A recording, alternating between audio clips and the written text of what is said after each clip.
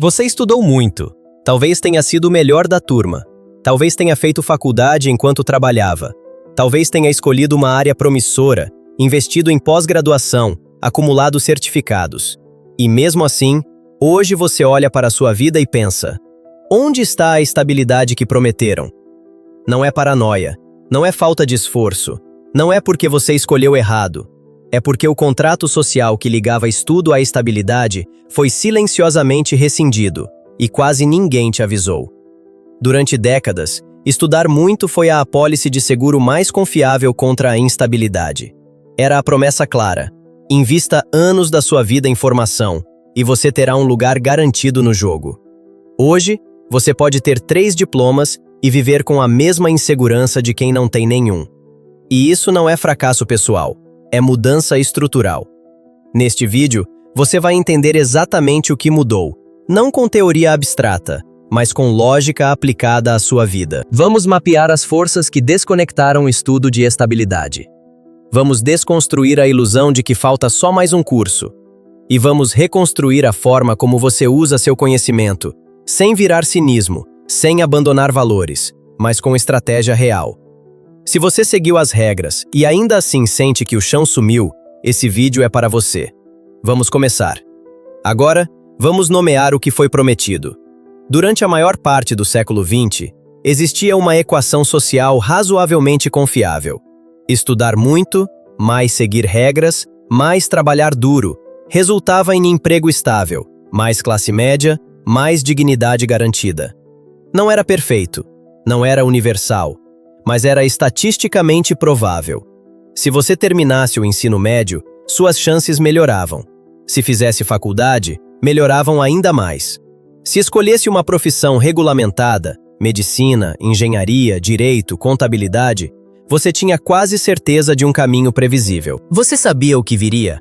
Emprego formal, aposentadoria, férias, um salário que cobria dignamente as contas. Talvez até financiar uma casa. Esse era o acordo. E a sociedade inteira foi construída em cima dele. Pais diziam: estuda, filho. Escolas treinavam para esse destino. Governos promoviam acesso à educação como política de mobilidade social. Empresas ofereciam planos de carreira de 30 anos. O estudo era visto como capital social sólido. Você trocava anos de atenção, esforço e renúncia por segurança futura. E funcionou. Para muita gente, por muito tempo. Mas aqui está o problema. Esse contrato não foi assinado em contrato. Ele era implícito, baseado em condições econômicas e estruturais específicas. E quando essas condições mudaram, o contrato foi silenciosamente rescindido, mas ninguém atualizou o script cultural. Então hoje, em 2025, você ainda ouve os mesmos conselhos. Estuda mais, faz uma pós, se qualifica, investe em ti, como se o problema fosse a quantidade de estudo, e não o fato de que estudar muito deixou de funcionar como garantia. E isso gera uma confusão brutal, porque você fez a sua parte, você cumpriu o acordo, você investiu, mas o retorno não veio. E aí vem a pior parte. A narrativa cultural te culpa. Você não estudou o suficiente. Você não se especializou na área certa. Você não se vendeu bem. Errado. Você não quebrou o contrato. O contrato foi revogado e ninguém te avisou a tempo. Agora vamos entender o que mudou. O que quebrou o vínculo entre estudo e estabilidade não foi preguiça, falta de esforço ou crise de valores. Foi uma reestruturação profunda dos incentivos econômicos, tecnológicos e sociais. Vamos mapear 3 camadas principais. A primeira camada é que a economia virou jogo de especulação, não de produção estável. Durante o boom industrial e a consolidação do estado de bem-estar social, entre 1945 e 1980, a economia recompensava estabilidade e previsibilidade. Empresas contratavam para o longo prazo. Governos ofereciam serviços públicos sólidos. O diploma era um passaporte para dentro desse sistema.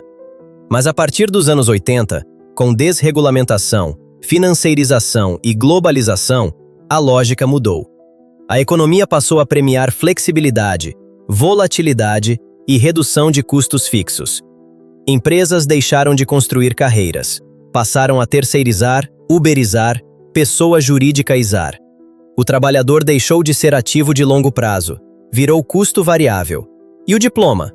Virou requisito mínimo para entrar no jogo, mas não mais bilhete para a estabilidade. Hoje, ter ensino superior é como ter carteira de motorista. Não te garante carro, não te garante gasolina, não te garante estrada. Só te permite competir. E competir não é o mesmo que prosperar. A segunda camada é a saturação educacional mais desvalorização do diploma. Nos anos 70, ter ensino superior no Brasil te colocava entre menos de 5% da população. Hoje, segundo o IBGE, mais de 21% dos adultos têm ensino superior completo, e esse número só cresce. Isso deveria ser vitória civilizacional. E é, mas trouxe um efeito colateral brutal: inflação educacional. Quando todo mundo tem diploma, o diploma deixa de ser diferencial, vira pré-requisito. Então o que acontece? As empresas sobem a régua. Antes, graduação bastava. Agora pedem pós. Antes, pós bastava. Agora pedem mestrado. Antes, mestrado bastava. Agora pedem experiência internacional, fluência em 3 idiomas, portfólio robusto. E mesmo assim, o salário não subiu junto. Pelo contrário, com mais gente qualificada disputando as mesmas vagas, o poder de barganha caiu. Resultado? Você estuda mais, gasta mais e recebe menos, em termos reais, do que gerações anteriores com menos formação. Não é justo, mas é o que acontece quando a oferta de mão de obra qualificada cresce mais rápido do que demanda por trabalho estável. A terceira camada é automação, IA e destruição criativa acelerada. E agora vem a parte mais difícil de processar.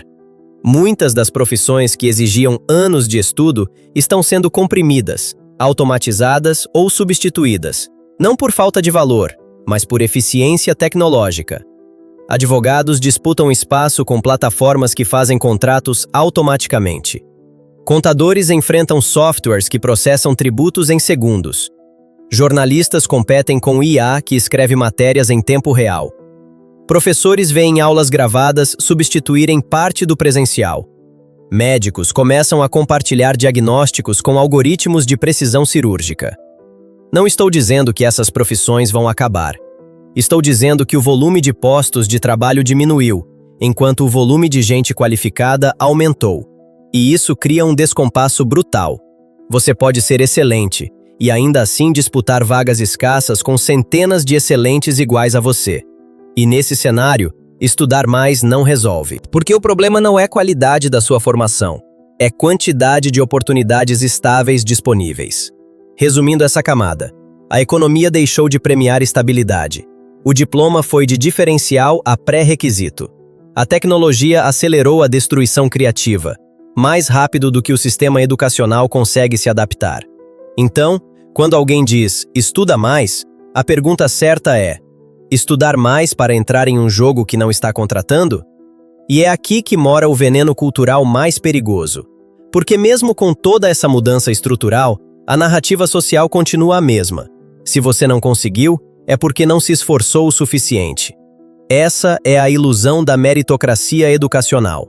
A ideia de que basta estudar mais, se qualificar melhor, escolher a área certa, fazer networking eficiente, e você necessariamente vai ter estabilidade. Mas isso só funciona quando há correspondência entre esforço individual e estrutura de oportunidades. E essa correspondência quebrou. Hoje, você pode ter 2 diplomas e trabalhar como PJ sem direitos. Ser fluente em 3 idiomas e ganhar salário de estagiário. Ter mestrado e disputar vaga com quem tem só graduação, porque ambos aceitam o mesmo salário baixo. Isso não é falha moral, é assimetria estrutural. Mas a narrativa meritocrática individualiza tudo. Se você não conseguiu, te dizem, faltou networking, faltou se vender melhor, faltou mentalidade empreendedora. E isso faz com que você internalize o fracasso como culpa pessoal, mesmo quando o sistema te traiu. Repara na crueldade disso. Você seguiu o roteiro que a sociedade te deu, investiu anos, abriu mão de coisas, acreditou na promessa. E quando a promessa não se cumpre, te dizem que o problema é você. Não. O problema é vender conselho velho para jogo novo. Porque estuda mais continua sendo útil para competir, mas deixou de garantir estabilidade. E ninguém faz essa distinção. Então você fica preso em um loop. Estuda, não resolve. Estuda mais, continua não resolvendo. Culpa interna, burnout. Agora atenção, isso não significa que estudar seja inútil.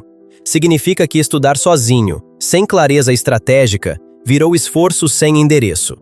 E o próximo passo é entender o que o diploma realmente virou e como usar conhecimento de forma inteligente no mundo atual. Então vamos reenquadrar. O diploma não morreu, ele mudou de função. Antes, ele era chave de entrada mais garantia de permanência. Hoje, ele é credencial mínima para disputar, mas não para vencer sozinho. Ele virou linha de base, não diferencial decisivo. Pensa assim, ter ensino superior hoje é como ter saneamento básico. É essencial, mas não te faz especial. E aqui está o ponto. Reconhecer isso não é derrotismo, é lucidez estratégica. Porque quando você entende o que o estudo realmente virou, você para de esperar que ele resolva sozinho e começa a usá-lo de forma complementar e direcionada. O estudo virou matéria-prima, não produto final. Conhecimento sozinho não gera renda, nunca gerou. O que gera renda é conhecimento aplicado a um problema real que alguém está disposto a pagar para resolver. Então a pergunta muda: de o que eu estudei para como eu aplico o que sei de forma que gere valor percebido? O estudo virou ferramenta de leitura de contexto, não roteiro fixo. O mundo muda rápido demais para você seguir um plano de 30 anos. Então o valor do estudo hoje está em te ensinar a aprender rápido, adaptar e ler incentivos. Não é sobre decorar, é sobre desenvolver frameworks mentais. O estudo virou sinal de confiabilidade, não de superioridade. Empregadores não contratam diploma, contratam redução de risco. Eles querem saber: essa pessoa consegue resolver o problema que eu tenho? O diploma sinaliza: ela é capaz de terminar o que começa. Ela processa informação, ela segue protocolo. Mas ele não prova resultado prático. Por isso, hoje, portfólio é mais importante que diploma. Demonstração de entrega é mais importante que certificado. O estudo virou requisito de entrada no jogo, mas o jogo mudou. Você precisa do diploma para não ser eliminado logo de cara.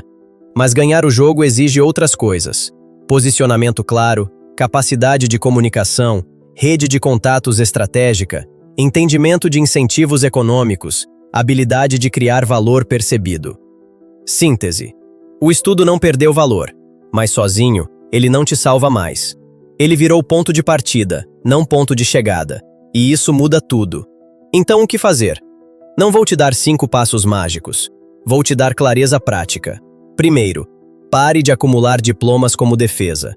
Se você está fazendo mais um curso porque vai que ajuda, você está gastando tempo e dinheiro sem estratégia.